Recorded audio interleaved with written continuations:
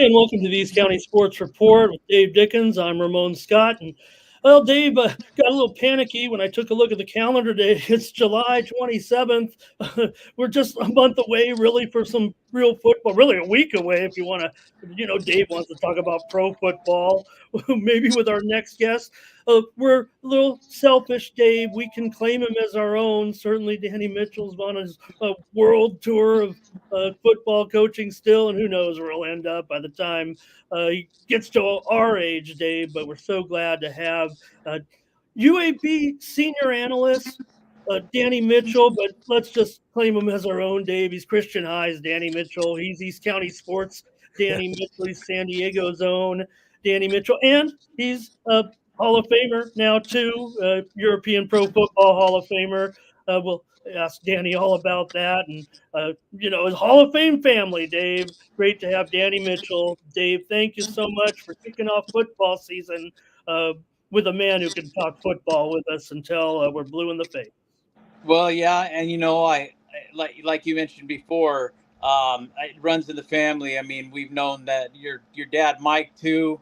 Just like everybody knew Bill Dickens, everybody knows Mike and all that he's done for Christian High's baseball program. I mean, I can't ever even imagine that baseball program being there without your dad there. I mean, it's just it would seem naked, I guess, if you will. But you told us briefly in a couple of texts I was talking to you. You kind of did a 180, if you will.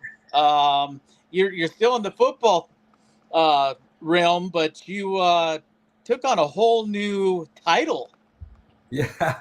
Well, hey guys. Well, first and foremost, this means the world to me to get to be here with you guys. And Dave, man, I grew up.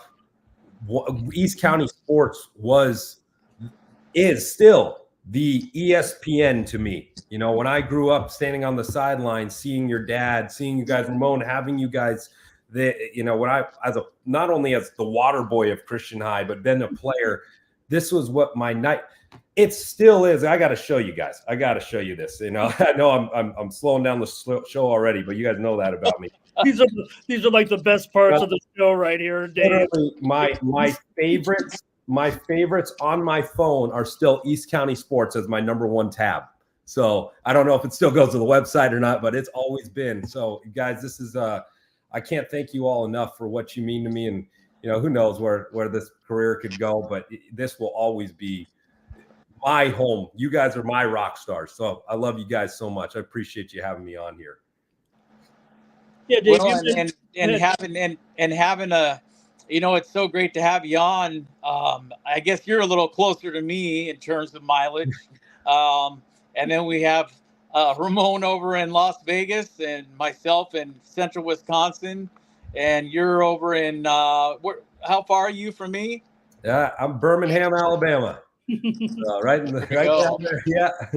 So it's I got my Southern California poster here, so it's a little like that. No, Alabama's great. I don't know if y'all have ever been to the South. So you already got me saying a y'all here because I've been living here for 2 years. But football matters here. It for sure matters. We're right in the dead center between Auburn and Alabama, the University of. So we're the like team. Everyone loves us because either a big Auburn fan or a big Alabama fan, they don't like each other, but everyone loves UAB. And going back to your original question about me being the senior analyst right now, I just feel more than importantly, and I know we're going to talk about him, but our head football coach, the only reason I get to have that title is because of the incredible man he is. And that's the whole reason I came here. I came here because Trent Dilfer is not only someone that I look up to a ton as a person and a coach that I want to be like every single day, but he's a very close friend of mine. Our friendship started from when he was a high school coach, and so for him to give me the senior analyst, and I think a lot of guys, in this profession, when you hear that, like, what is analyst? Like, it seems like every program in the world is analyst. Has an what they have 45 analysts.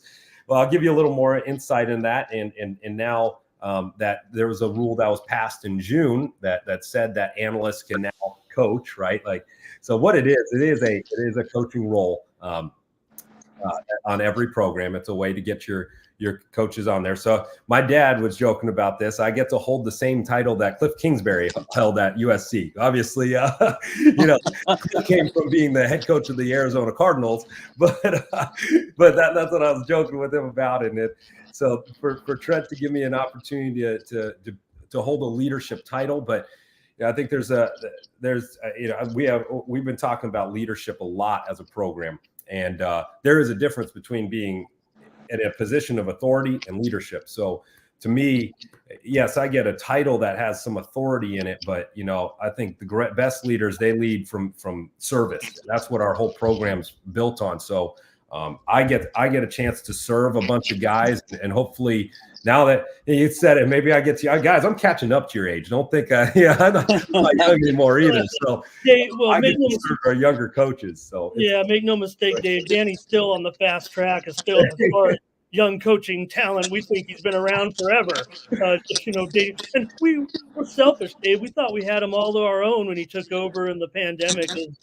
Not only head coach and athletic director at Christian High. We thought, well, Danny's finally come home. He's had a few tours. He went over to Europe, coached a little bit over there, championship teams and whatnot. But, this is where he belongs with his dad. He could coach with him forever. But, you look at what some of the things that Danny's up to right now. We know he's an up-and-coming star, it feels like, in the coaching ranks. With this title as senior analyst, it's really one of the higher ranking positions at a college right now at UAB with Dilfer and the relationship that Danny forged. Really, Danny, you had met Dilfer. I saw the story where you had met Dilfer. This had kind of been a few years in the making. It just wasn't something where you guys had met or whatever. And you had actually ended up going back to Europe and then coming back after Trent had asked you to coach. Spent some time with him after Dr. Jeremiah called you and told you wouldn't be meeting with him. You were going to have a little meeting with some of the administrators of the Christian Unified District. Saying, hey, I'm Danny Mitchell. You guys know me. My dad is good. I want to work with you guys, and I'm here to do the job, whatnot. But Dr. Jeremiah had to call you and say, hey, whatever reason we can't do it today. And you had gotten a call from Coach Dilfer to come up to hang out on a lake, I guess, or at a vacation home maybe or something. And fortunately, you were having to tell Dr. Jeremiah. I'm thinking he probably would have understood, Danny, to be honest. Yeah. Dr. Jeremiah's sports knowledge. We know him as the great pastor, certainly of Dirty Book. But still, you were going to have to break the news, it felt like. And he allowed you to, he called and said, we're canceling, you were on your way. Yeah, I'll give you that story. This is why I think it was, and Trent and I have talked about this before too. This is without a doubt, a divine alignment. I absolutely believe that. And here, I'll give you a little more detail to that story. You're right on, Ramon. It was actually 3 weeks into the job at Christian. So he had already talked to us, Dave, and told us how great it's going to be. I think yeah, we interviewed him a week or two after the job. So yeah, it was so I'm 3 weeks into the job, and I got a random call from a Bay Area number, and I didn't know who it was, so I clicked ignore. It was the middle of the day. It was a Thursday. I'll remember that. It was coming up on Christmas break, I believe. Oh no, this was in January, because Trent and I watched the playoff games together at his place. He has a lake home in Tahoe. Analyst, don't forget. Yeah. I'm going to brag for him. This is my time that I can do that because he's the most humble human being. It's not a home. It's an estate. It's like its own hotel. And I'll tell you about that in a second. But so I get the call and I miss the call and I ignore it. And so I get the voicemail. So I listen to the voicemail and he says, hey, Danny, this is Trent Dilfer. He had taken a head coaching job in Tennessee as a high school coach, and he had reached out to me to interview me to be his offensive coordinator. He said, hey, I'd love for you to talk to you about being that. Well, I was going to call him back because I wanted to talk to Trent Dilfer. That was the only reason. I'm like, Trent Dilfer's calling me. I used to play with him on the video game on NFL Blitz. You guys remember that game? So I used to be the Tampa Bay Buccaneers. I wore number 8 in high school. He was number 8. Like I was a fan of Trent, right? So I'm like, I just want to call Trent Dilfer back. Well, I call him and he says, "Hey, Danny, I want to talk to you about doing that. I'm going to be in Tahoe this weekend. I know this is short notice, but would you be able to fly up this weekend?" And like he had said, Ramon, I was supposed to have a meeting with Pastor Jay on that Friday, I believe. And I'm like, I don't think there's any way I can do this. Like, I'm not going to miss I'm 3 weeks on the job. First of all, I'm not going to miss a meeting you don't miss meetings with Pastor Jeremiah. That just doesn't, he's the most amazing human being. You just don't miss meetings with him. And I'm not going to say, hey, in reality, as I'm just be completely candid, I'm not going to miss the meeting with him because I want to say, hey, I want to just go hang out with Trent Dilfer. And in reality, I had zero intention of ever taking the job. Like I just wanted to hang out with Trent Dilfer. I'm like, this is going to be the coolest thing in the world. So he invited me up there. I said, hey, Trent, I don't know if I can do that. Give me 30 minutes. And so I hang up the phone. I'm like, I don't know what's going to happen. Then I get a text saying, hey, we have to cancel. So I call up Trent and said, I'm coming, man. I'm going to buy first flight. And so we spent the whole weekend together. I show up at his place and I'm looking for it. And then I roll up and it's a gated thing. And I'm okay, well, here he is. And I show up at his place and it's like the very first time, if you watch any videos of me, one of the most personal human beings you could ever be around. It was like I'd known him my whole life. I mean, he gave me a big old hug when I first walked in. I had never met him, and it was like two best friends hanging out the whole weekend. It was just him and I at his place, and his daughter Maddie was there for the very beginning, and then her and her husband had to take off, so I got to meet them. But then it was him and I just hanging out for 2 days, watching football. He had a whiteboard. I'll tell you what we did. He had a whiteboard in his living room, and all we did from literally when I first got there was I pulled up around 8 a.m. We stayed up till like 3 a.m. just talking ball, watching film, clinicking each other. Then we did the exact same thing the next day, and so anyways, he obviously, at the end of the thing, we hit it off real well. And it took everything inside of me to be like, man, what if I went? So it would have been a chance to go and coach football all the time and being his offensive coordinator. So in the back of my mind, I'm like, man, that would have been fun. But there's no way. I'm not going to leave my alma mater. My mom works there. My dad works there. My brother's there. I'm not going to do that. Like him and I had talked, like he said, hey, if there's ever, he had said, are you ever thinking about getting back into college football if I ever did that? And I said, yeah, I think so at some point. That would be the jump I could make, from Christian High. Well, fast forward 2 years. That itch, I blame Trent for us going out to Vienna. That's my excuse for it. But really, because in the back of my mind, I'm thinking, man, what if I'm coaching football all the time? And, being the athletic director, I was very blessed to get to be at Christian High. I really know that it changed my wife and I are alums there. I got to meet phenomenal people there. I got to coach incredible kids. And for me, the hardest part was actually being the athletic director. I'll be completely open about that. Because to me, I love coaching. And a lot of times when you hear that from a coach, I think people don't understand what coaching really is when you get to do it full time. Coaching is not the X's and O's. It's not the lines you draw. That anyone can do that. I can pull a person off the street and teach them how to draw these lines in 15 minutes.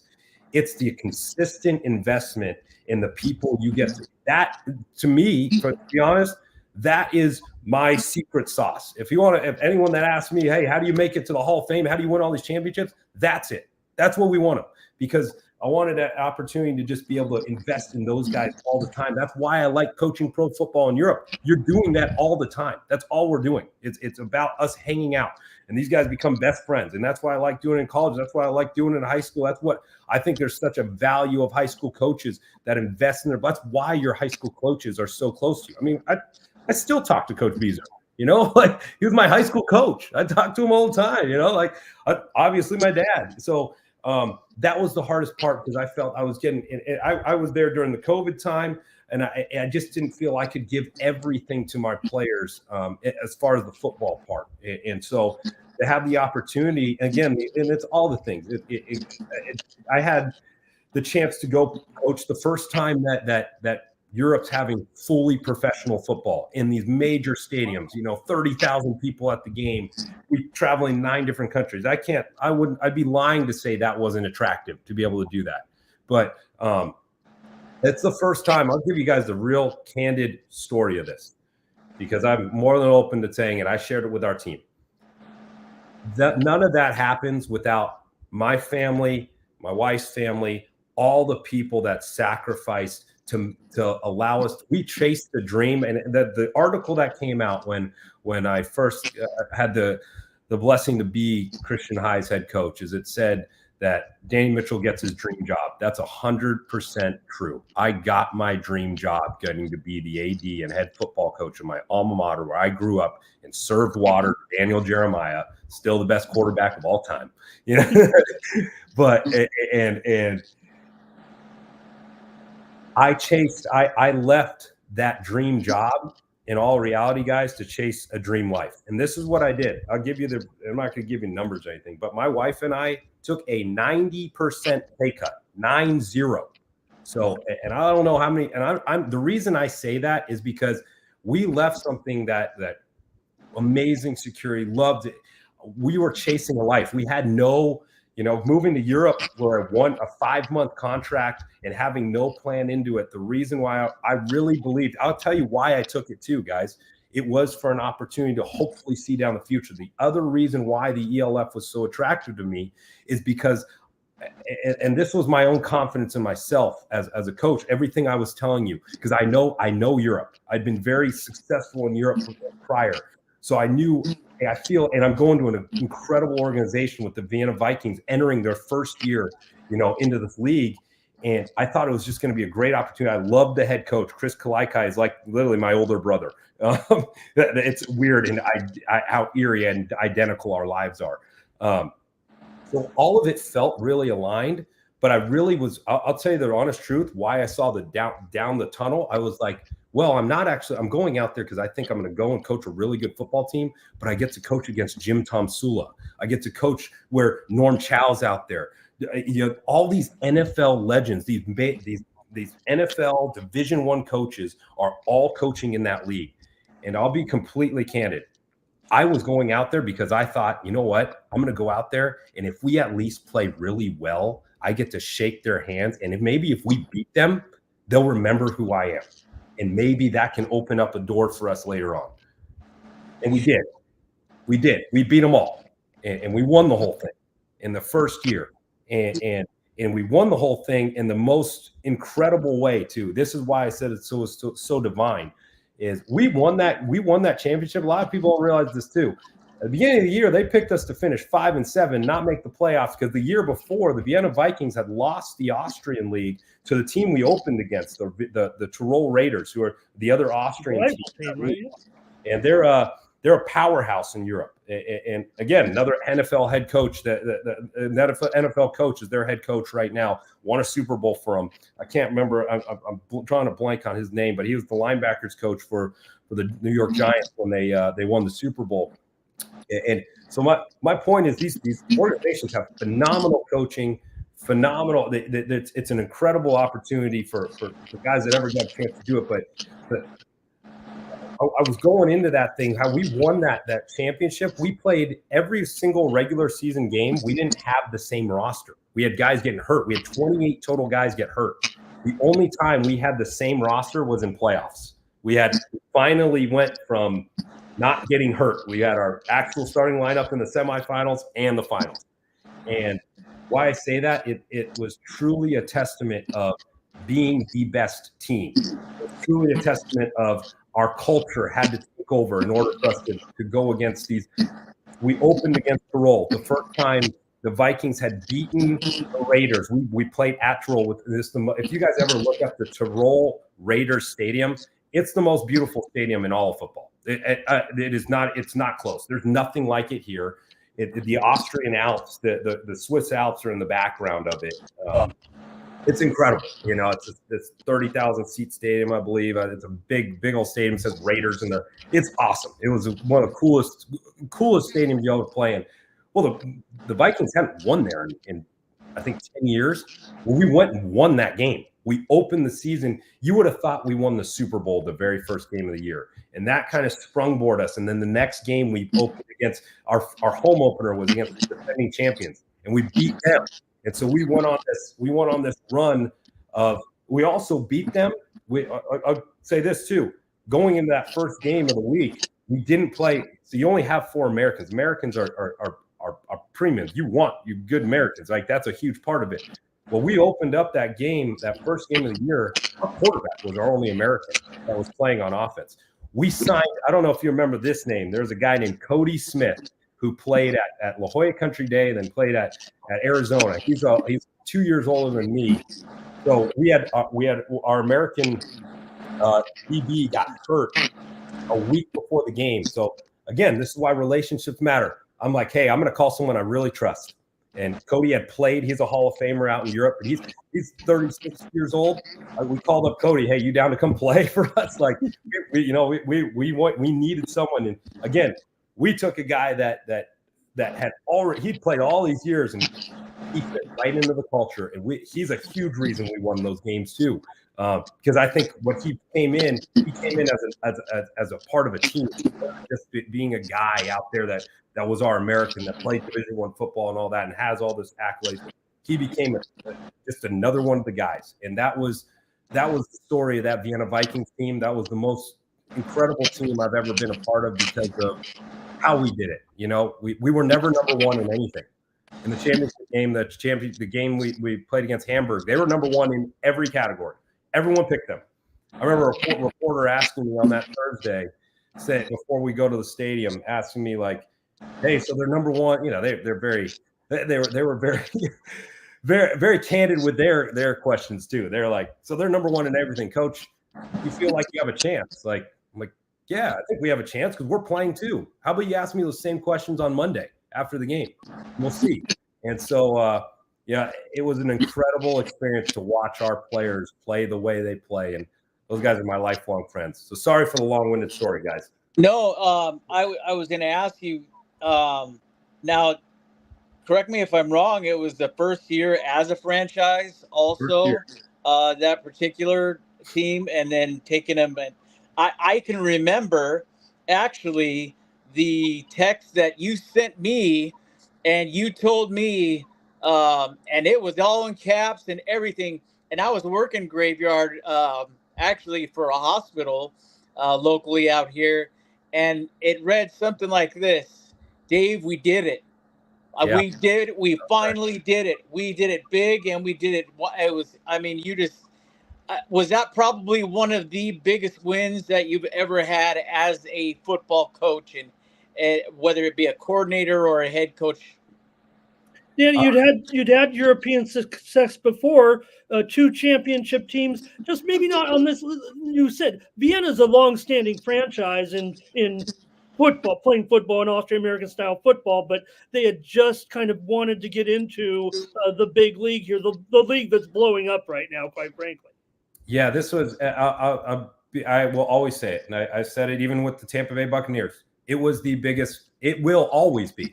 If I'm ever fortunate, if we win the national championship this year, I wouldn't ever be fortunate to be a part of a Super Bowl team. There will never be anything like that championship, and here's why. And it puts together everything what I was just sharing before.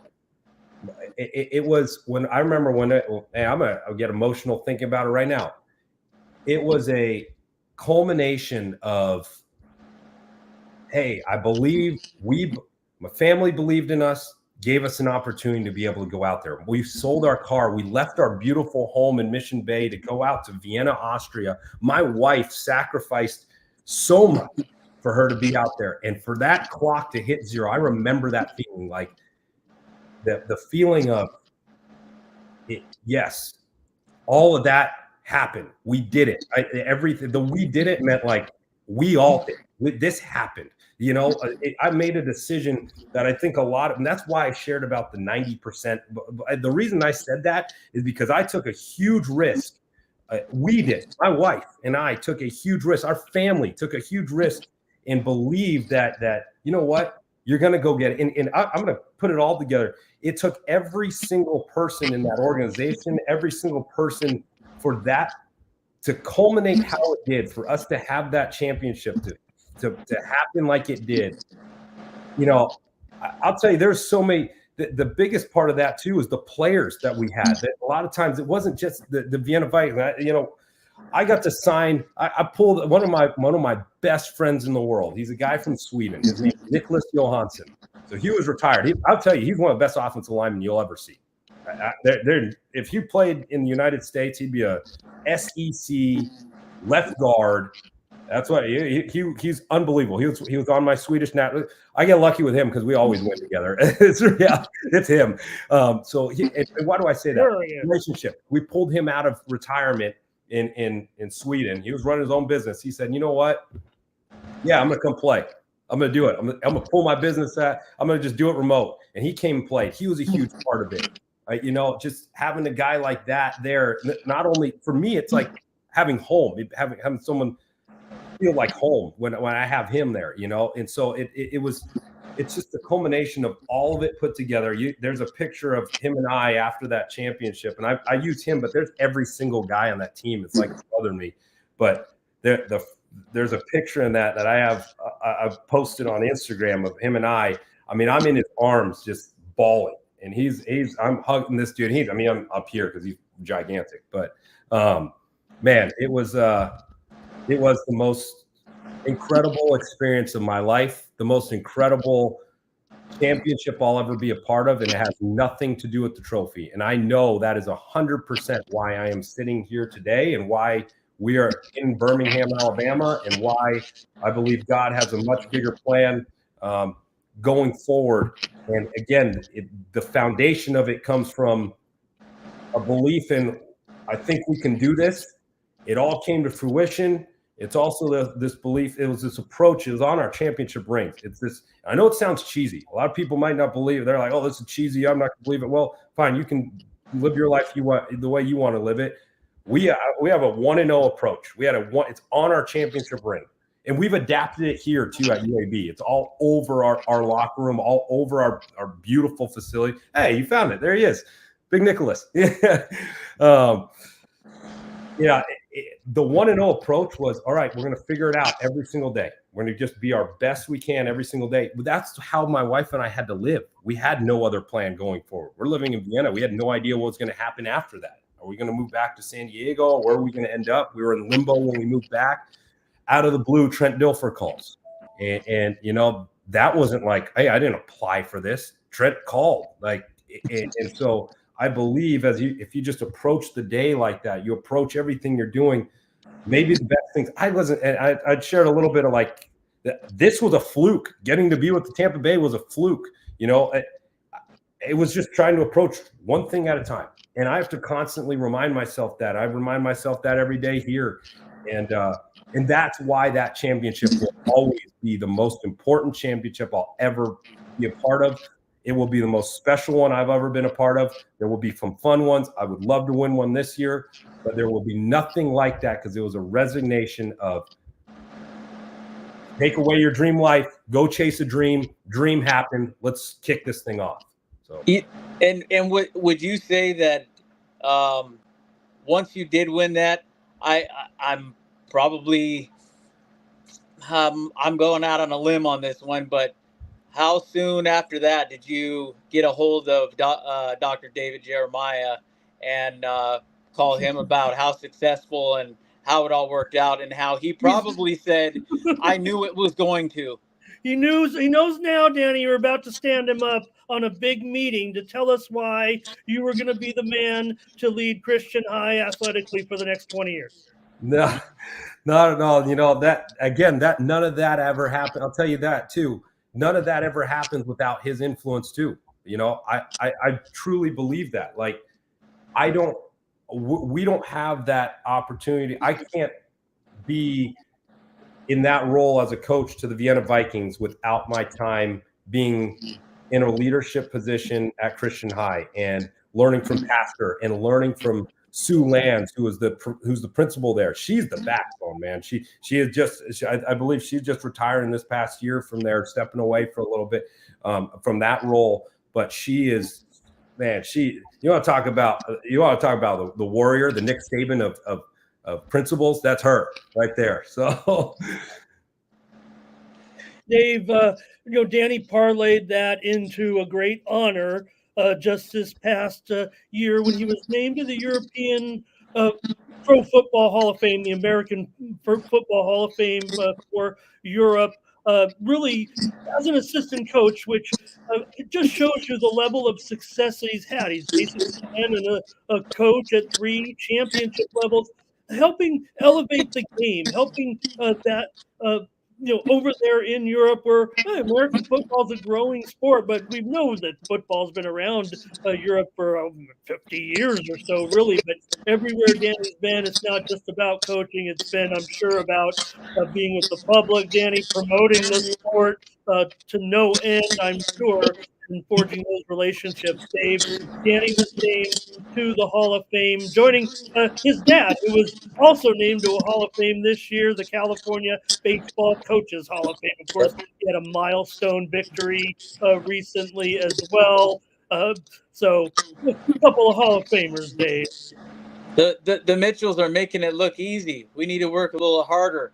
No, what I was gonna ask you also, Coach, is you had a couple of high school programs, Bishops, and ending up at Christian finally. And what is there any particular game or particular team that you can look back on and say that group of kids were the real deal? Like, makes you feel like they were the Vienna Vikings at the high school level. Well, personally, and for Dave, Danny, for your team, but of course for you personally too. And I imagine your relationship with Joel might come into play, Coach Allen. You guys said, I mean, you can't. That's the hard part. I talked about that. You'll have, obviously there's some great games. You've been a part of some teams that were pretty talented that I was very fortunate to get to coach. But I know it sounds cheesy, but it really is true. Every one of those relationships, every one of those teams that I got to coach at the high school level, the college level, specifically your question, Dave, the high school teams, they were all so unique in their own way. And I loved every single one of them. You'd think, yeah, obviously there's those games that absolutely stand out. You can't write the storybook any better. When I left San Jose State the first year and I go to Bishops with Joel, who is my best friend. Joel is my best friend. I love that dude to death. I mean, we talk every single day. We send memes to each other all day, and so that first year being at Bishops and going against Christian in the championship against my own dad, that was obviously one of the most memorable times. But it's not the game that you think about. It's really like it was the building of those friendships. The guys that on the Bishop staff, Shane Walton, who's the DC, now the head coach over there. Shane's in my wedding. I just met Shane that 2016 year. He's became one of my best friends, and so that was huge. And obviously the players are really what make that special.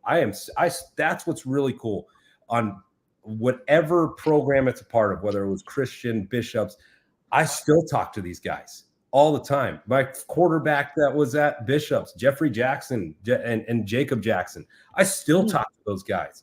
Justin Woodley, who was on that team at Bishops. I'm using these guys because this is my first team because they're older, right? Justin's now coaching college football at Columbia. He was at Stanford last year. To see all these guys, what they're doing in life. And I can go out down the list. And then, I was texting Joey Merritt yesterday. Actually a few hours ago. Joey Merritt's back in San Diego. He came out and walked on here at UAB. I still talk to Jake Davila. I talk to any of those guys that'll ever reach out, and I tell them this. Like, the coolest part for me, and I know this again. I know I said this was really cool, and I've always said this when I was a coach. A lot of the guys, if you ask the players that that I've gotten to coach, they never called me coach. They called me D Mitch or Danny. That to me is like the best thing. And I know that's like the old school mentality, like, oh, that's frowned upon. But guess what? After they graduate, or when I see them later on, they call me coach. It's the most, that to me is the most, Tyler Buckner, who's an all-star. He never called me coach when he played for me. The minute he graduates, he calls me coach. And that to me is the coolest part, because to me that means I in the moment, you're not thinking that. Like I never think because I'm the coach, I'm gonna that's not how I coach, right? I'm not saying because I'm in it with them. I'm having just as much fun. In fact, I've told every team that's like, my goal actually as a coach is to not be there, because the reality is that as the moment a coach is not needed, that's the moment you're ready to win a championship.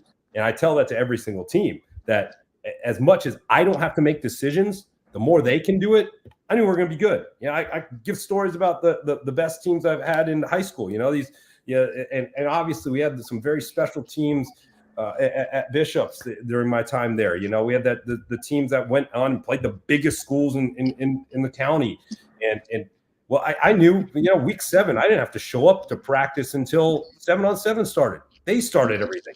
They hit that wave and start running things. When we started getting on a little bit of a roll at Christian, and when we got to be a part of some incredible games there, but that's when the players took ownership, and that's why I really truly believe, and I know this is every coach says it, and it sounds cheesy, but it really is true. Like, the better human beings you have on the team, the better your team's going to be, because you as a coach get to move the pieces around to figure out how do I put them in positions to be at their best. You can schedule wins, especially in high school. Here's reality. I think if we played the schedule that we had to play at Christian, at Bishop's, I don't know if we have all those undefeated teams. I don't know. We were pretty good at Bishop's, but Christian had a different schedule. We ain't playing Granite Hills, they had to play Granite Hills, it was just different. And so that's why I don't think wins and losses, and I know that sounds cheesy, and it's probably crazy to hear from someone that I've gotten to be a part of a lot of accolades because of wins, but the wins and losses are a lot of times they that's why I like coaching pro football and college football, because high school football is real hard. You can mask how good you are in high school football. Pro and college, line your butts up and let's play. Like, figure it out. Let's go. You're good. We're good. At Division I level, even the discrepancies. Us, UAB, we played Georgia last year. That was a cool experience. 93,000 people. But it was a 7-point game. We don't throw a pick before half. We're in that thing right away. And yeah, they're Division I team. We're a Division I team. And yes, there's a discrepancy, but we still have Division I football players. We're excited about this year. Yeah, and I know that was our first year in the American Conference last year, but this year we got everyone back too. We're excited. We know what we got. We know we have something special, and the reason we have something special is because, and Trent says it all the time, our building is different. There's nothing. That's what you feel. You feel it in the building. I've been a part of a lot of different championship teams. Unique. All had one common thing. There's this tight brotherhood nucleus. And that's happening. That's what was so special about the Vienna Vikings. That was so special about coaching these great teams at Bishop's and Christian. Hopefully I answered a little bit of your question. Yeah, like I can remember it like it was yesterday, some of those phone calls that I would take while you were coaching at Christian. The last year you coached at Christian, and maybe it wasn't the biggest, but the way you sounded, it sounded like it was the biggest win while being at Christian. I don't know if it was as a coach and a player, but when you beat St. Margaret's, you said that was a huge win, huge milestone to overcome for the Christian Patriots. I think that, that one was that will go down as one of my favorite games for sure. Because St. Margaret's went on to their CIF championship that year. That was a very good, and here's why I think that was an awesome game for us. It was a fun night. The comeback at their place, that's a really cool environment to play at. But how we did it, I know, Christian had bested them the next year too, but we all knew that was a very good St. Margaret's team. Obviously, they played in the championship in LA. Like, that's a good program, and for us to do that, because that's the team when in 2014, I believe, when David Todd was the quarterback at Christian, they had lost to him in the state game. And St. Margaret's had come down to California and had consistently beat up some of the California. I mean, they had beaten Bishops a couple times. We were lucky to best them a couple times. I mean, we had our tightest games, even at Bishops, with those very good football teams at Bishops that we were a top 10 team every year. And St. Margaret's game was 7-point game every single game. They're a great program. They're really well coached. And for our kids to come out in that game, it was St. Margaret's home opener. They have a Division I quarterback out there, a Division I wideout. We didn't have any of that. Jake Davila came out. I remember him. He's like, "Give me the ball play in the game. Like, give me the ball." So he run. Joey Merritt scores on a big 4th down. I remember our first drive. I remember those things. We had some huge turnovers. And you can't. That's, again, there's credit to, as much as as a coach. The reason we were so good is I would have screwed us up. You know why we were really good? Our defensive coordinator, Pat Kelly, is one of the best defensive minds in all of football. All of it. I've been around it. I've seen it. I've sat in the NFL. He's just as good as those guys. He's why. He's really freaking good. The players made big-time plays. You think I had a good play call on 4th and 15? I don't have any good play calls. I even called a play, and Jake checked it. He checked it at the line and told Joey, "Hey, you're going straight down the middle of the field." We don't have that one. He checked up the he did it all on his own. So that, to me, again, you win big-time games when the players and the other people, the head coach is the most overrated, the coordinator is the most overrated name on the planet, because it becomes about the players. When the players get to do it, and that's why I go back to why I love coaching. That's why the Vienna Vikings were so good. I'm coaching a bunch of adults. Our average team age was like 26. I'm coaching grown men, and they act like grown men. But they're buying in. That, I think, Danny, that's why you've had such success, is they're buying into what you are I don't want to say selling them, but you're showing them how they can win. They are able to win, and they are buying into the fact that they can win, they can succeed, they can have success, and they will have success. Yeah, well, I appreciate that, Dave, and I'm going to go back to that. That is something I've learned from the best coaches in the world, and the best coaches in the world, I'm not going to say it, they aren't these big names.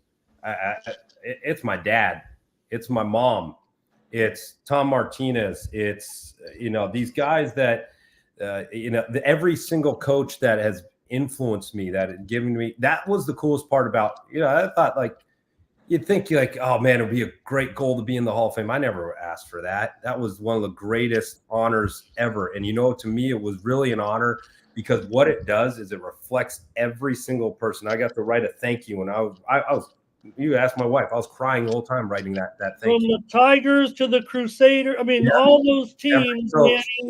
Your Europe adventure started. Was it a decade? Over a decade ago, or 2014. I was 24 years old when I was the head coach of the Austinbrook Tigers. No, the whole team was like older than me. It was awesome. It was a blast. That was a blast. Yeah. Yeah. So Dave, not only Danny making those stops in Europe and then parlaying it into, I don't want to make it sound like a stroke of luck here, but it does feel like the culmination of him arriving, meeting Coach Dilfer right now. Look, there's a lot of pressure to win everywhere. UAB was a program that was left for dead, 2 years without football, and then they got a good, steady coach in Bill Clark, who built that program. Remember, UAB is a basketball school with Coach Bartow. That's what everybody always said and everything. And Clark made this program, brought it from the death, if you will, and made it respectable here. And he got ill, and so UAB was left scrambling a little bit, getting new facilities here now and all that. And you, Danny, we know a pretty good offensive mind, developing offenses that record-setting offenses with Tyler Buckner and how Christian has always operated. We know they've been high-flying and all that. So this season, sir, with a quarterback, Dave, you'd like this one. Danny's returning quarterback, Jacob Zeno, is one of the top returning quarterbacks in the country.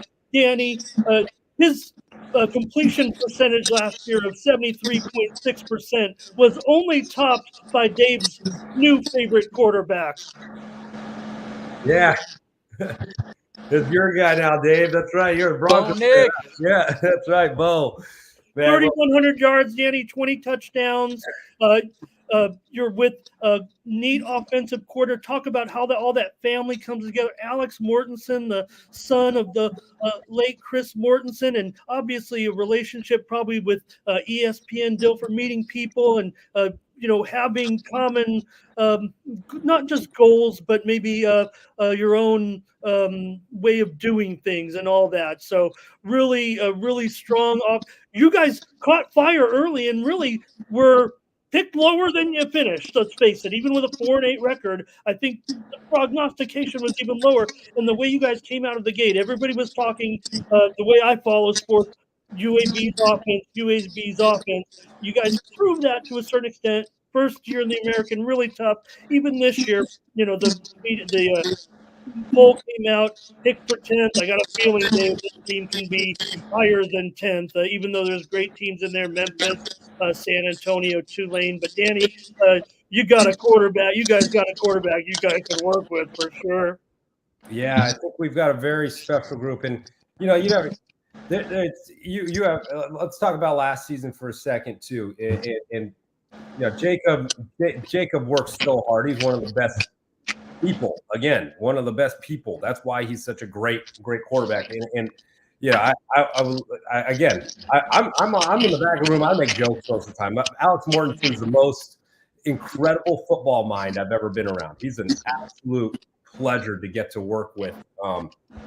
He'll be a lifelong friend. Nick Coleman, our quarterback coach, does a phenomenal job with Jacob. So, that was those guys doing their work. And I was just lucky to be in the room, and maybe a couple of the pointers, maybe Jacob hopefully got, but that's again, it goes back to his own work. And, you never make excuses for losses. We lost those games last year. But we did. It's hard. A lot of times, it's when you're in those moments, you can't see the long term. We're also the youngest team in college football. We played more freshmen than anyone in the entire country. So our entire team's back. We grabbed T-Palm's playing with our best receiver. He's playing with the Arizona Cardinals. Got drafted by them. That's going to be the big number to replace. You can't replace the human being ever. The production, that's really hard. That'll always be hard to replace, but. Again, when you have everyone back and they got to watch an NFL receiver do it, it's just a new name coming in. So, I'm not going to make any prediction about us, but I will say this. When you have your entire offensive line back and you have your quarterback back, you feel pretty good. And when you have your defense getting another year all together, they played more freshmen than anyone in the entire country. So they're playing a bunch of 18-year-olds against Georgia, number one. And in a couple of those games, we know it. That's why I bring back last year. There's a couple of games that record should be flipped. We don't fumble on the inch-yard line against Tulane to dive in to win the game. We're going to win that game. It's 28-23 with 4 minutes left. We just fumbled. We had a couple, real close ones early on. Georgia Southern, we go up 22-21 right before half. They do a great job. They go down and score. So there's a couple games in that season last year. As much as you never want to make the excuse for losing, those losses were the best thing for us. I really mean that, and I 100% believe that. And again, I say this. I'll use this for my own example. The Vienna Vikings, the year we won the championship in 2022, the best thing that happened to us is we were undefeated. We were 9-0. We started to smell our own farts. That's the way Trent always says it that way. And we go into Frankfurt thinking like, oh, you know what? Yeah, now Frankfurt's the defending champs the year before. This thing is sold out. 15, 20,000 people there, and they kicked our rear ends. Like at their place, it was the best thing for us. We needed it. Because guess what? The rest of the season, that you play 12-game season and go into playoffs, we played our best football. In playoffs, we never trailed for a second.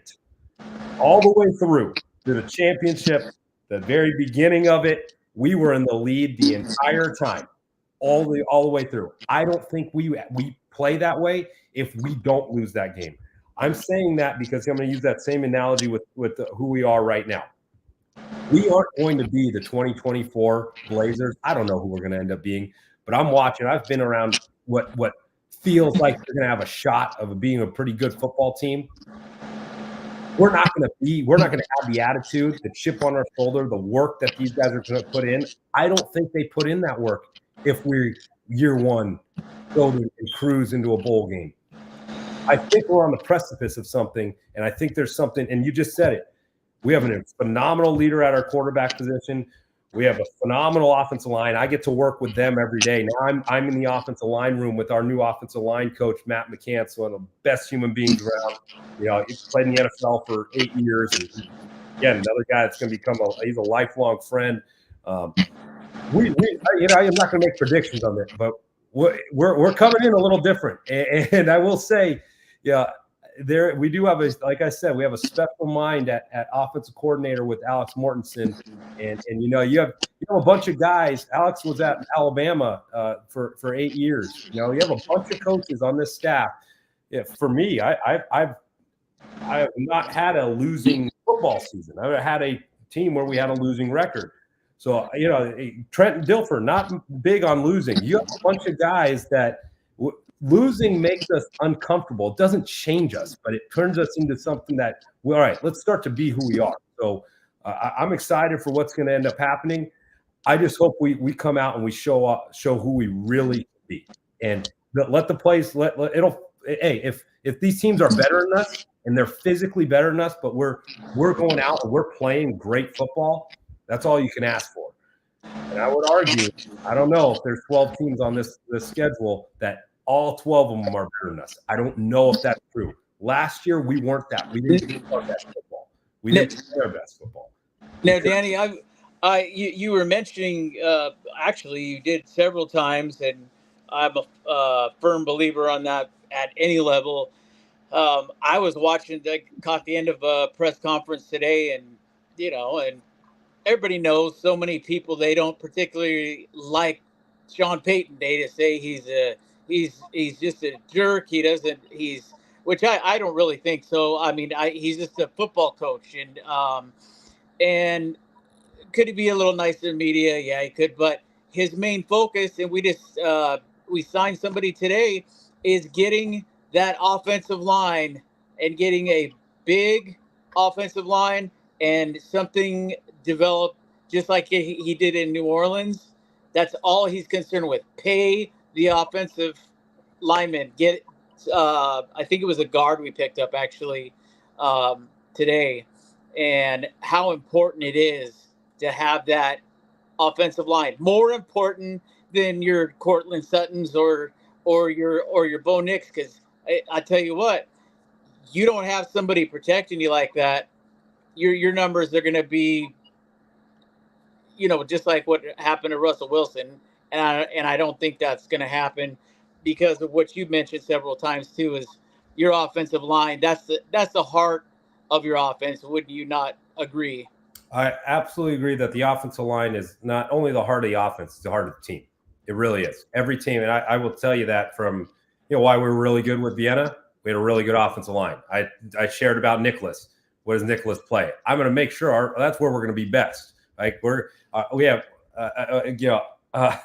Milos, our left tackle, man. I mean, we had an offensive. We built our offensive line to be the champions. That's every year. It was the same thing with why the Carl Size Crusaders, why we were undefeated and beat everyone, was our offensive line. We were the only team in that league that signed we used our American spot to sign a tackle, because that's how much that position means to me. You don't do that in Europe. You have 4 Americans. A lot of times you get a skill guy and a quarterback for your offense, like either a running back or wide receiver, and then always a quarterback. You know what we did? I said, yep, we're gonna get a offensive lineman. We got a left tackle from the Dallas Cowboys named Chris Weeks.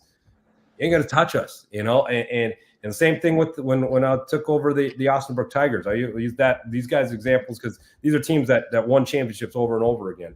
The first thing we did, our European imports, we signed 2 Serbian offensive linemen, one of them in the Hall of Fame. These guys, and so yeah, we're not going to be. Why do I say they're the heartbeat? It's what the game It's what the game's supposed to be, right? The game is it still will always be blocking and tackling, but I'm not talking about just what they do.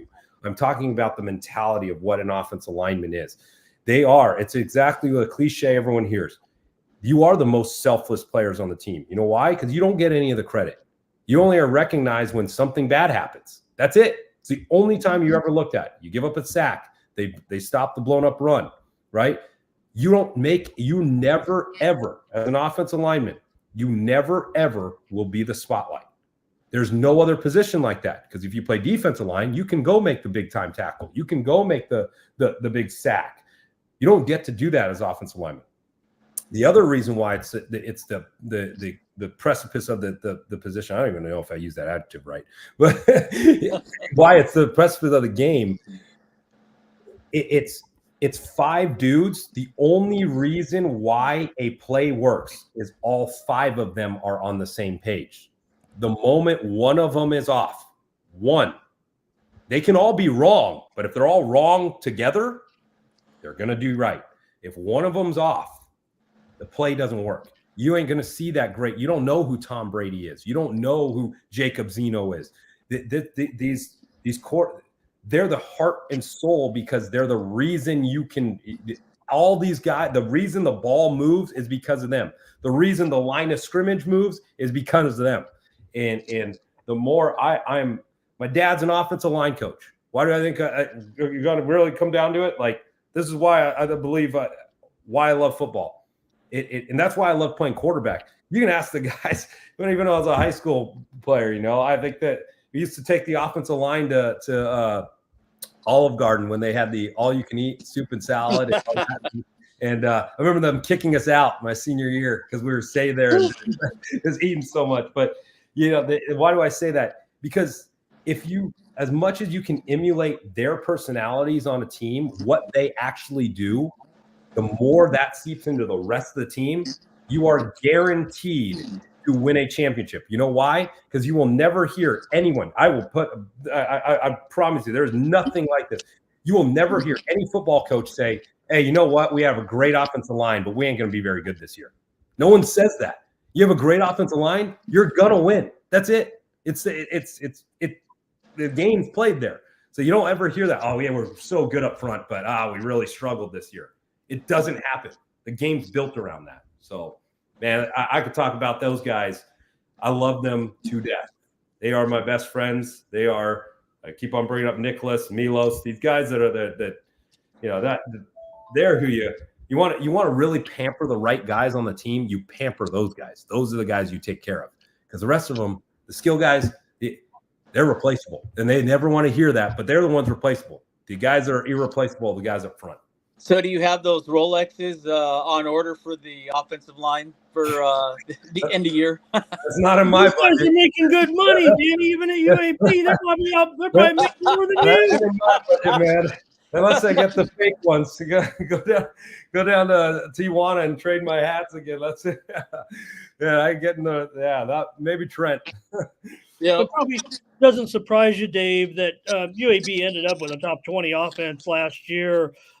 They have some things that they want to work on to improve, but it feels like because of the good vibes a little bit with Coach Dilfer, maybe that does attract a certain type of level of talent that UAB right now needs to elevate itself in the AAC. It feels like, Danny, I don't want to say it, insultingly, but I want to say that Coach Dilfer, the way you described it to me, not coaching, the pressure's on you guys to perform to the best of your abilities and bring up this football program. But I would think in the back of your mind, given where Mr. Dilfer is in his career.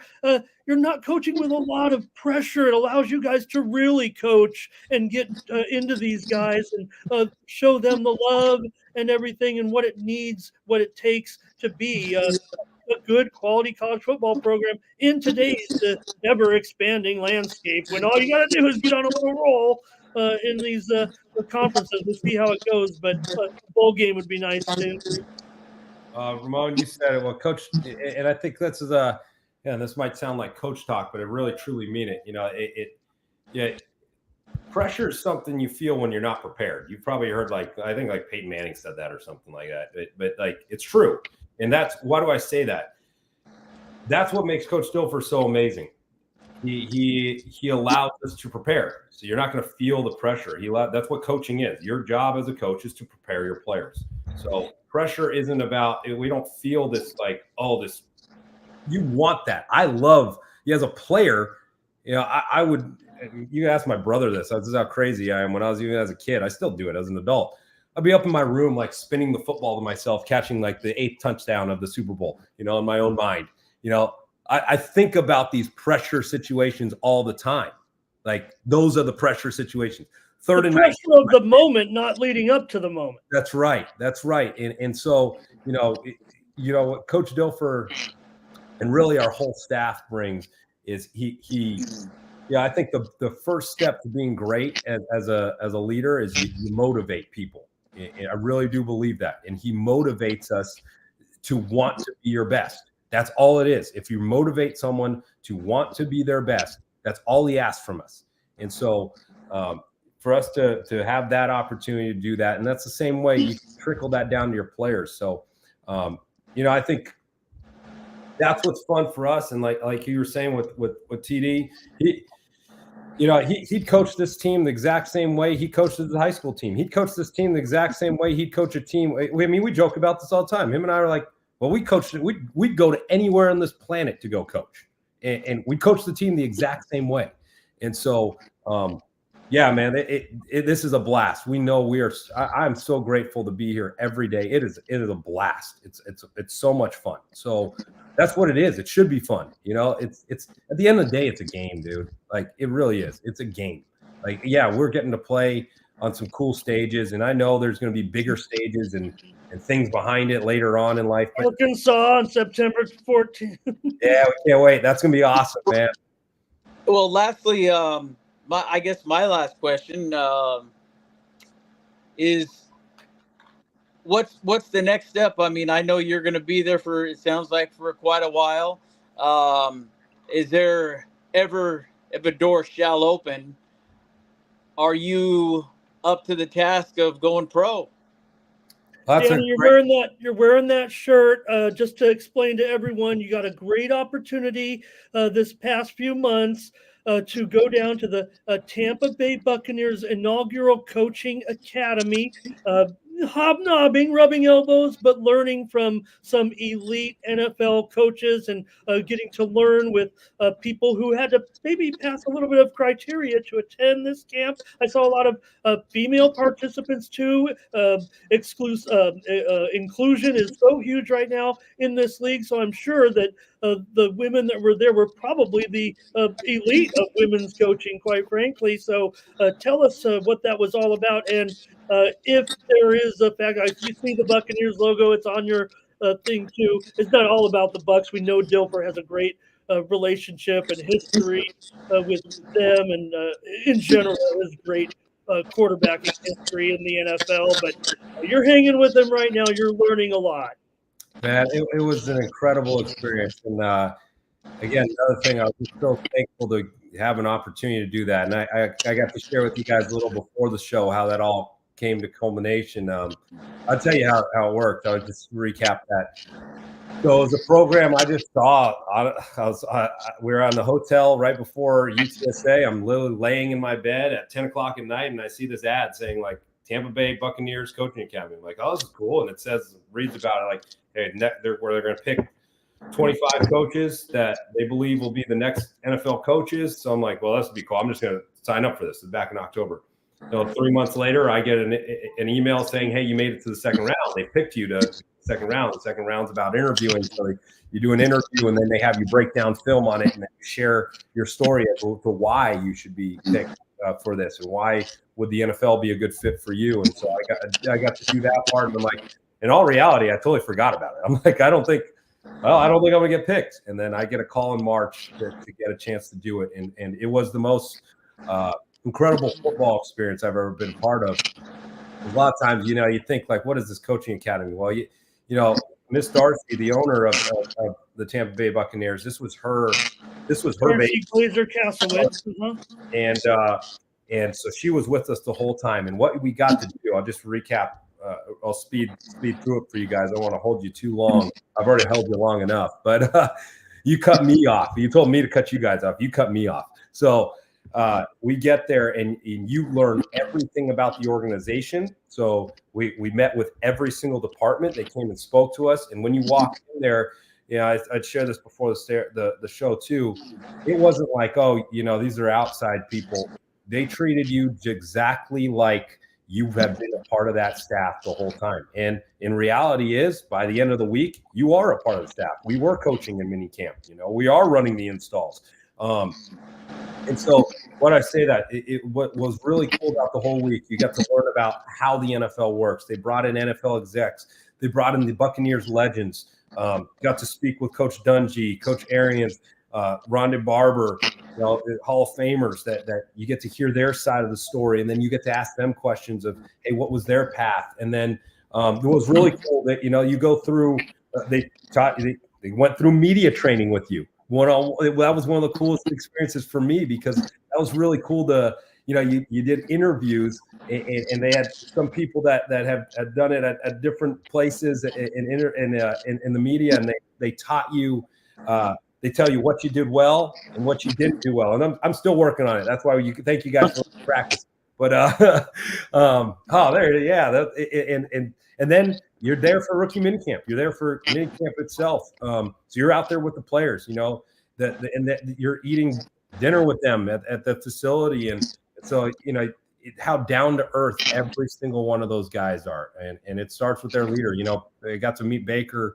He walks right up to me and, hey, how you doing? Hey, I'm Baker Mayfield. I'm like, yeah, I know Baker Mayfield. I'm like, hey, I'm Danny. Like, he's just one of the coolest dudes. I got to work with the running backs. I was with Shad White, and Shad was one of the coolest guys in the world. You would have felt at home the whole time. And then working with Coach Skip, their running backs coach, man, he's the legend. Getting to be around, like you had talked about, getting an opportunity to coach with coaches and get to learn from them. What you really found, and I really truly mean this, because it's never been my goal. It really isn't. I said this to the Buccaneers. It's never been my goal to go and coach the NFL. I just want to know what it was like. I want to, hey, was there anything different? What you really found is these guys are phenomenal teachers, and they're not doing anything different than what great teachers would do. And you got to take away their styles. And so I thought that was the best thing for me, to see how they connected with their players. In reality, one of my closest mentors and friends now is a guy named Rip Shear. He's now coaching in the European League of Football. He was Trent's coach. He coached in the NFL for 12 years. He was Trent's coach with the Browns. He coached the Chargers. He was the Antonio Gates coach. And Rip was the head coach of the Memphis team that beat Peyton Manning when Tennessee was number 2 in the country. Well, Rip's a very close. The reason why Rip's in the European League of Football is the New Madrid team called me, and they're like, "Hey, you know anyone that could be our head coach?" And Rip and I shared the office because he was our senior advisor. I'm like, "Yep," and I turned the camera and said, "There's your next head coach." So he's out there coaching the Madrid Bravos, doing an awesome job. And why do I say that? Because those NFL guys that I got to see with that I got to hang around. Man, John Van Dam, one of the best dudes right there too. That guy's going to be a rising star. You saw that they're incredible people. They're exactly what Rip is. What Rip's an incredible person. Obviously, one of the best coaches of all time. He's a Hall of Fame coach. And you get why those guys at that level, they're not doing anything different. They treat you the way they treat people the way you want to be treated. It is that simple. And they coach their players that way. I believe that's why they were so successful last year, because a lot of people don't talk about how Tampa Bay started last year. they were struggling. I think they were like 1-7 at one point. Or one, they were really bad, and then turned around and they become a playoff team, and they beat the Eagles in their opener. So that to me was the culture. You felt it. You know, I still talk to those guys today, and we kick off our season, our fall camp on Monday. You know, I took so many tidbits from that time with them, and it was, again, it goes right back to the relationships. You know, that's what I took so much from not only them but the other members of the academy. You talked about the female coaches there, the coaches from all around the world, all that around college football. You know, I became really close. One of the coaches from Brazil, her name's Esther, incredible coach. She is I'm saying, you want to see a rock star like that's going to show up on female rock stars in coaching, it's her. And so you know, you learn so much from these other coaches, and then you also found that, you know, what's really cool for me is, after having my time, you think you're just there to, I'm here to absorb. You actually found out that, hey, I have stuff to give them too. You know, I got to be a part of the kickoff that they're doing in the NFL. You know, I talked to their teams coordinator of how we did the kickoff in the NFL kickoff this coming year is the exact same as the ELF. So we were number one in it when I was with Vienna. That was the one thing we were number one at. That was Max Kusler, our special teams coordinator. He was awesome with it, and so, you know, I got to share with them, hey, this is how we did. This is how we were successful in it. And I think here I'm gonna give you guys the tidbit right now of what's going to happen in the NFL. Yes. The thing about the kickoff, okay, and I share them with this too. And I think you're going to see it. So the secret sauce behind it, because they're lined up 5 yards apart from each other, and I believe it's 25 and 30. You know, when I first did it, I was like, okay, this is weird. Then we started doing it, and I was in the league. They should adapt it in every level. There's no reason why. It's one of the coolest things. It's not only it's the safe part. Yes, it is 100% safer. That's the best part for the guys. But the real cool thing is, like, people think like, oh, there's not gonna be explode. Man, it takes one seam and that thing is gonna go. Well, here's the secret. You're having a kicker kick. They're the last line of defense. Here's why we were so good at Vienna. Our safety kicker. Mm-hmm. Safety is our kickoff guy. Because all you got to do is get into the zone. You know, you're not looking to boot it through. Yeah, because you don't. If you boot it through, man, ball's moving up. You want all you need is back in the back of the zone. You're going to see that. You're going to see the different personnel bodies too in the kickoff that I think you know, are different than what you thought before. You're going to see more running back, linebacker, maybe guys that can shed. You might have bigger dudes out there too. It depends on how coaches are going to scheme, but I think you know, it's going to be really exciting. I know, first off, the you know, fans in America right now, they're going to be like, oh, this is the dumbest kickoff, or, you know, some guys might think it's cool, but then I promise you it's going to be it's going to come off. I was the same way. I'm telling you, I was the exact same way when we did at the ELF. I'm like, oh, why are we doing this? Then I'm like, why aren't we doing this? Why doesn't everyone do this kickoff?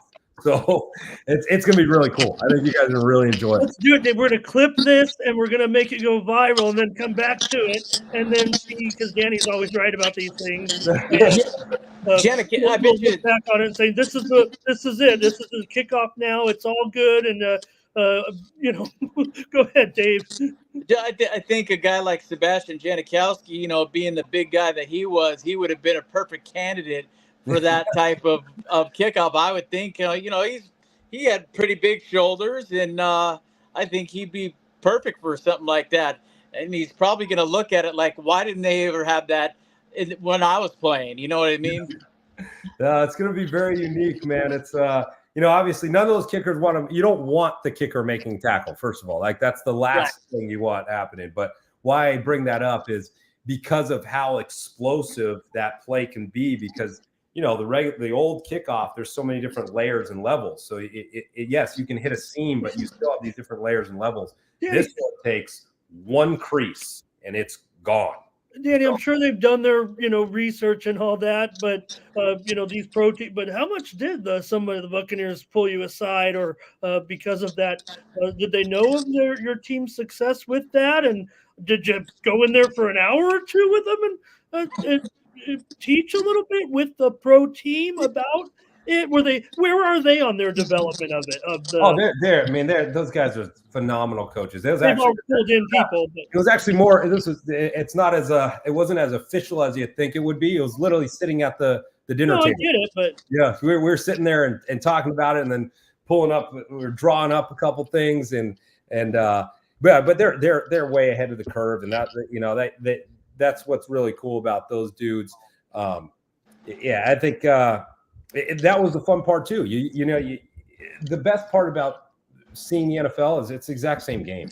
They don't coach any different than when I coached the Christian High Patriots. It's the exact same. They coach the exact same way. They teach the exact same way. They teach from a very elementary level.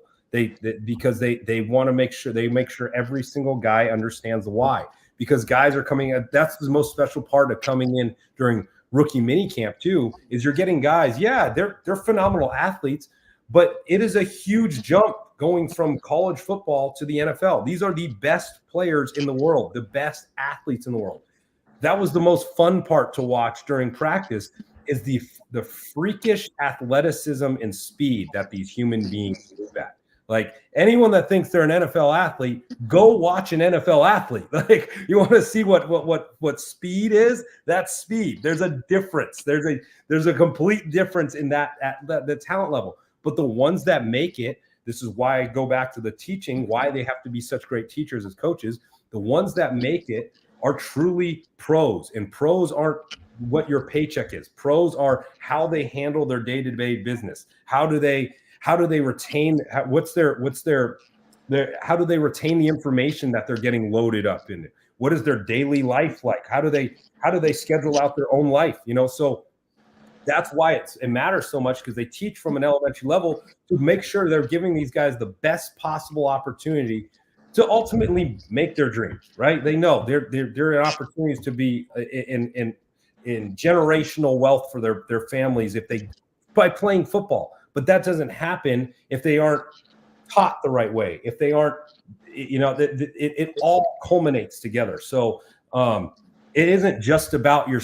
That's what I think a lot of people think. It ain't. And hopefully some high school kids are listening to this too, because some high school kids can really learn this about recruiting. That's what we look for. I'm not going to lie about it either. Like, this is the truth about college football. College football has become pro football. You get paid to play college football. We want to pay you, but we ain't going to pay you if you're a kid. That's the reality. If you act like a child, if you are babied like a child, we are not going to recruit you. I don't care how talented you are, because now the transfer portal, we can at least go get a grown man.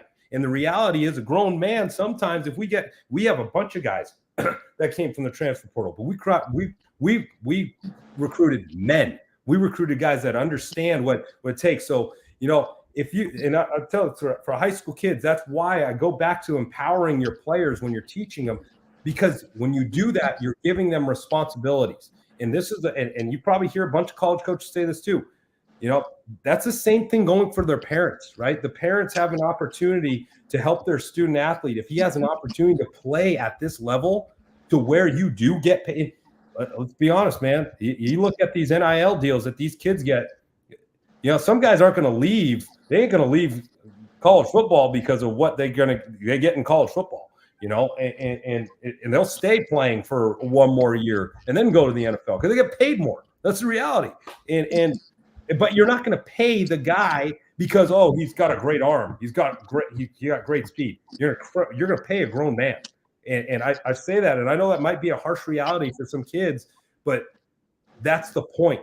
That's the reality of it. And that's why it's so important. I'm going to plug this in for the high school football coaches. That's why it's so important for your kids on those high school teams to be allowed to be coached by their high school football coach. Let the high school football coach your kid. Let someone else be the one to pour into their life that from a different perspective, because ultimately, if they do want to do it at this level or higher, right, that's what's going to happen.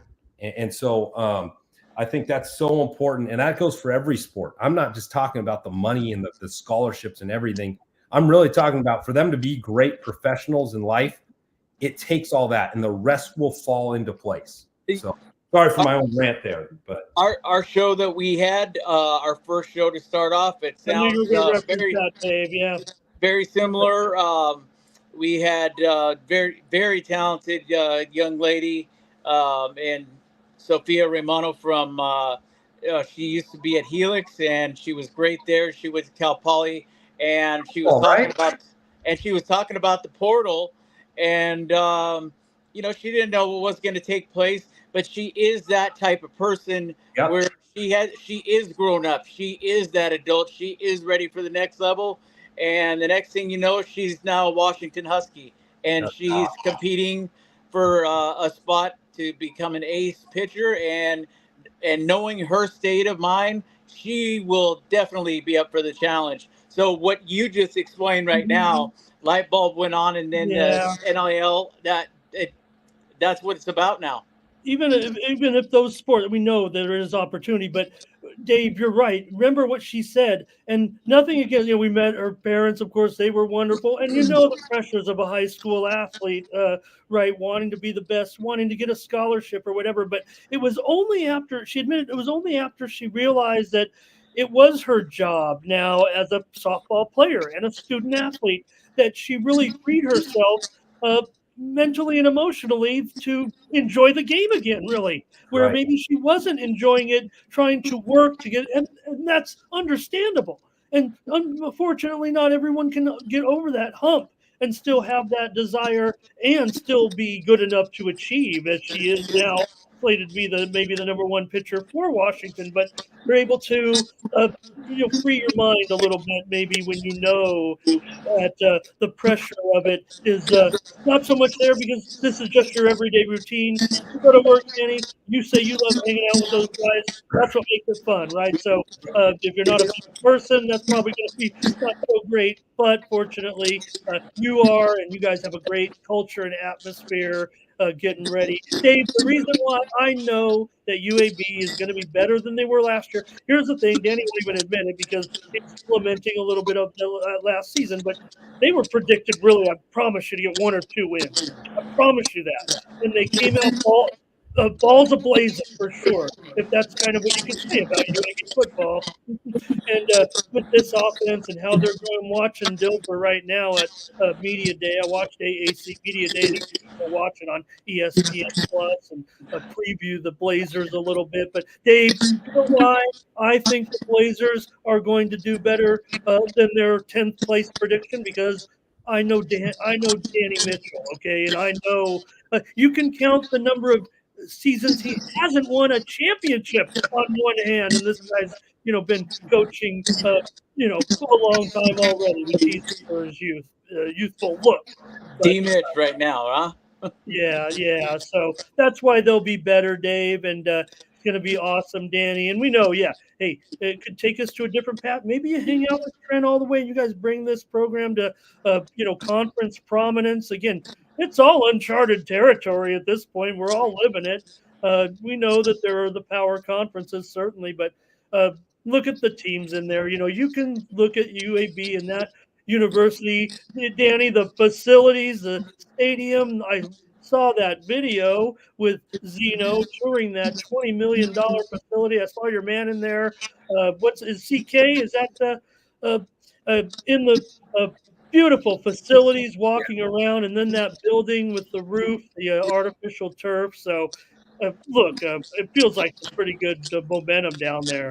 We're very blessed for what we get, and again, there's another piece, and I want to go off of what you were talking about before, Ramon, about I think that is exactly why you want great people, because of all the things they get, all the things that you're so great. You want grateful people. That's reality. Thanks, it should be about having a ton of fun. It should be about, I loved what you talked about, of the young lady that I remember her at Helix, she was a pitcher. I totally remember her name, about her enjoying the game, right? That's ultimately still goes right back to it. You know, it goes back to enjoying the game, and all the rest of it comes in. And enjoyment comes with it does. And I know it sounds cheesy, but it comes with having some gratitude of what you're doing. It comes with the understanding that, oh, this isn't going to be forever. Oh, not everyone does get to have this opportunity. And so why do I say that? Because if you start there and that's when you're going to start enjoying it. You're not going to start taking things for granted, right? Like, and I think that's such a huge part. And we know we're fortunate with our facilities, and every other program at this level is lucky to have that too. And so that's not what's separated. We're not going to be a great football program because we have cool facilities. That's not the reality. We're going to have a great football program because we have players that play the game the right way and enjoy it. And I do believe, and like I said before, I think we have a bunch of guys in this building that Trent calls them his ODs, our dudes, like a bunch of guys that are his guys. That's what's unique about this staff too. That's the last thing I will plug about our staff, man. Trent Dilfer. Let's be a reality of that too. He's one of the most televised human beings in the game of football of all time. He has every Rolodex in his Rolodex of football coaches, players. The man, the man had every opportunity to run NFL teams early on in his career after he was done playing. So he could have called anyone. That is why I believe this is also very unique what he's done. You look at our staff, you don't see the typical name. You're going to see a bunch of guys that love coaching football. And that's what he has a bunch of. I'm a high school coach. I come from a high school. That to me is what I want to be. I'll always be a high school coach. And that's why we're going to have our coach. Trent's a high school coach. He says it all the time. Our defensive coordinator, Sione Taufa'o, we struggled last year on defense. The numbers were not there. Yep. I've known Sione for more than half my life. We connected through a guy named Tom Martinez. That's the whole Tom Brady connection there too. Tell you what, man, he works his tail off. He wants nothing but the best for these guys, and it ain't going to be about scheme. What's going to make Sione great for our team, what makes him great, is how he's going to make those guys become more like him. And once that happens on our defense, and I'm watching it. I'm not going to sell it, but I'm watching what's going to happen with them. They start to fly around like he flies around, we're going to be just fine. Our offense starts to take Mort's mind and take the passion that these guys enjoy playing with. And again, we have our leader back. Yes, we do have. Bo Nix is in the NFL, so now we have the number one quarterback. So we know we have the right weapons. We have great leadership. The other guy that a lot of people don't even talk about, I'm going to plug him right now. Isaiah Jacobs is our team captain and our running back. His brother, Josh Jacobs, is the best running back in the NFL. You know why? Isaiah Jacobs, if you just watch 2 minutes of the clip from him, you're going to understand why he's our team captain. The guy even say he is about serving the other guys here. I don't think he said too. The reason why he loves playing football is because it's his pathway to serve as many people as he can. Is he going to play in the NFL? Who knows? I don't think that's his goal. I think his goal is to find as many avenues to help as many people as possible. And football happened to be the blessing that he got. And it happens to have, and that's his best way, his platform that has been given. So I can't wait to watch these guys show off, man. And I get, that's what's really cool about my role. Reality is I get the best seats in the house, man. I get free tickets to every game. I get to stay on the sideline and hopefully not screw these guys up during the game. And that's our mandate. That's our mandate right there. And look, maybe there is some other type of future, and whatever the case may be. But I think, Dave, the impression you get, we've always known it about Danny, but again, with his man Dilfer here, they coach for tomorrow. They coach for tomorrow, and they coach for the next day, and that's it. They're not worried about where this eventually takes them or what the long-term career goals are. Those are, and frankly, they kind of pass for Danny too, because he just goes with where the success goes, Dave. That is exactly it. And Danny, and I'm not just blowing smoke. I'm absolutely convinced. And we talked about the show and relaunching it, and be in different sides of the country. How are we going to pull this off? But Ramon brought it to my attention, just like you were saying with Trent Dilfer, my own electronic Rolodex, and those relationships that you build with yourself and all the players over the years, and as they grow and as they become better players and become coaches, the same thing there. And the first guy I thought about, no kidding, I said, you know what? Danny Mitchell's our next guy. That's the guy I'm gonna shoot him a text as soon as we get off of the last show we did with Sophia. I said, and that's gonna be our next show. Danny, I told Dave, if anything, you can even share. He is my Chris Mortensen. He's my Adrian Wojciechowski, right? He's my Shams Charania. He's my guy with the Rolodex. So I need Dave to go out and get the big names, my friend.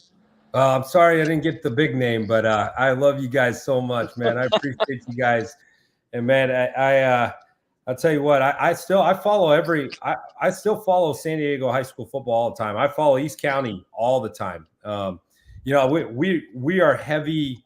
And I just say this too. We heavy recruit in the South because there's such great football around here, and that's it. And it's for us, it's got to be the absolute right situation to get someone from California all the way to Our guy in Alabama last year, Danny Key Scott, was with Auburn. Yeah. So, and that's like I just said, there's a great example. A lot of times the guys that come from California, if they're one of the tops, the big boys next door grab them.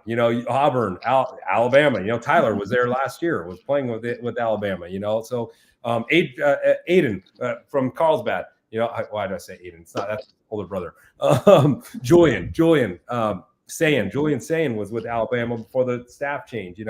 So why I say that? We still look.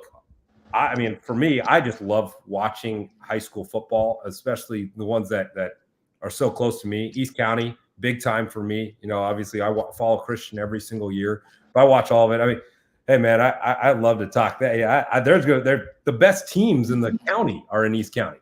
Granite Hills is right. Granite Hills Eagles, my team got their state championship. I know that's going to be. Well, I mentioned it, with Helix and Granite Hills, and now you've got to put in, Miguel here, and we got Steele as well, and all these others, and of course another man, at Grossmont. I know you got to be a fan of Anthony Lawrence, coach of the year. Success. Danny, you've coached in nearly 24 countries. Couldn't we get you over in you probably coached in Japan? Yeah, man. I was with Anthony at USD when his first year as quarterback. I was coaching at USD, and so him and I recruited when I was coaching at Willamette. So Anthony's grandmother is a Willamette alum. You can ask Anthony this; he'll tell you this way if you guys have a chance. He was gonna go to Willamette. It was between USD and Willamette. I had him hooked. And then I ended up going to Germany. That's right. But we got to reconnect at USD. Wow. Man, he is the reason there. You want to talk about another great human being, like the most down to earth, funny as it all gets out. But it was no surprise why they went to the championship his first year. Can you believe it? Right. The youth. Tell me all about it. He's the first class human being, one of the best football players I really truly mean that. Like the dude at quarterback was the most poised, relaxed, relentless competitor you've ever been around. And he doesn't, maybe A-Law doesn't have the height, and everyone's wants the measurements of him. Dude's the number one passer all time at USD. There have been some real good players at USD. He's number one. And there's a reason. The guy is I could talk. I'm an Anthony Lawrence fan, and I'm not only a fan, I'm a friend of his. But man, I can't. I'm pulling for Grossmont. I'm just saying that because I get to be a fan, so I'm pulling for Grossmont for Anthony Lawrence. I love him. Kind of like Danny. He was kind of like Danny, still is. and he's probably got a pretty bright coaching future too. Dave, you want to get us out? We're going to bring Danny back for another segment. No, No. we could spend Yeah, well, another 90 that's what I minutes, was gonna Dave, say. but Yeah, if I matter of fact, I got to do a presentation for a college course right after this. But I really want to take the time and really we do appreciate you coming on too, Danny, and it does mean a lot to us. And you know the friendship you had with my father, Bill Dickens, and he had with your father, and Ramon being part of the family of East County sports for so long, back to the Californian. I mean, uh, it's all tied together, and it's just great to get together for something like this. And we're just so happy for your success that you found everywhere you've gone so far.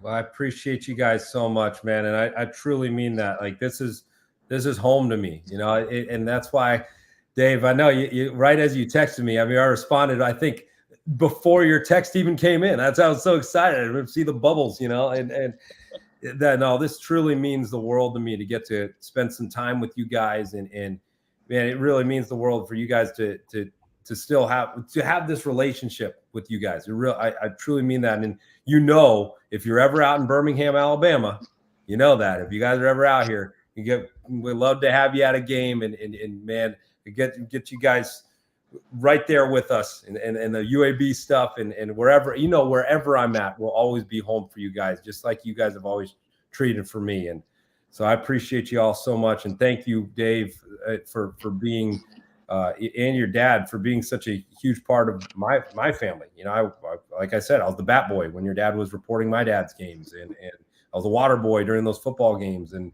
so man, this will always be my number one source for high school sports, man. I love you guys. didn't take me long, Dave. When when your dad first sent me out to that first Christian High game on a Saturday night, of course, at Granite, and I was like, I don't know, you know what, smaller, you know, I want to be big time reporter.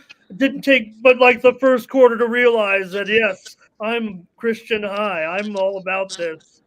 When I first got out there, you know, as an 18-year-old. On those games. So Christian High certainly a special place. And Dave, a prediction here after Danny's done with you holding his Super Bowl trophies aloft or whatever, he's going to come back to Christian High, I have a feeling, and finish Absolutely. up his dad's work. Uh, Probably as athletic director, and maybe they'll even let him coach maybe they'll let him coach the offensive line or something on Friday night. Well, hey, my brother's there coaching with my dad. I know we don't get to spotlight Brian much, but man, he's one of the he's a phenomenal coach as well. And you want to talk about a guy that pours into his players. You know, Kyle Stowers, who's playing in the major leagues right now. I know him. And Dad sold me my mortgage, Danny.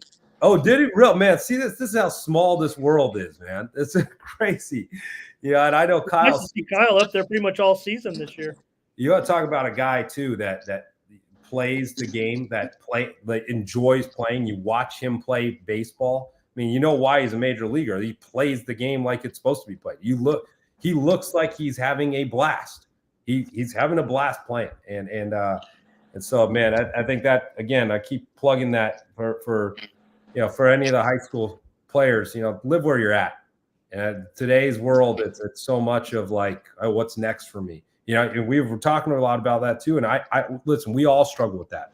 I wouldn't lie if I think about like, oh, what's next? But you can't. And it's the hardest part and that's why I shared the Vienna Viking story. I didn't know what was next, and it all worked out. And I will say for those, you know, for you get a chance to play high school sports right now, man, I would do anything to get to go put on a Patriot helmet to go play again under the lights at Granite Hills. That was so much fun.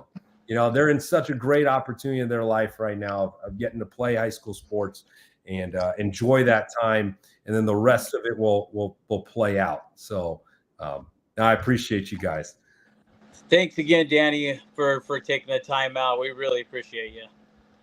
Well, thank you guys again, man. And again, open invitation Go here. Blazers! Go So Blazers! man. Go Blazers! UAB. Hey, no, we're not making light. Look, there's a big time college football program, and we're not stuck in the SEC or anything. And people might not even know. University of Alabama, Birmingham Blazers. Everyone just calls them UAB. I know the football fans know who they are, certainly, but want to make it clear. You'll see the Blazers with Danny's footprint watermark all over this club this year. Like I said, came out blazing last year, Dave, and no reason why they won't be have a big time offense this year. And hey, if Danny's best friend, the D's going to be picking it up. I have a feeling this whole program is moving a lot better than these media voters had them this past time, because we know our man.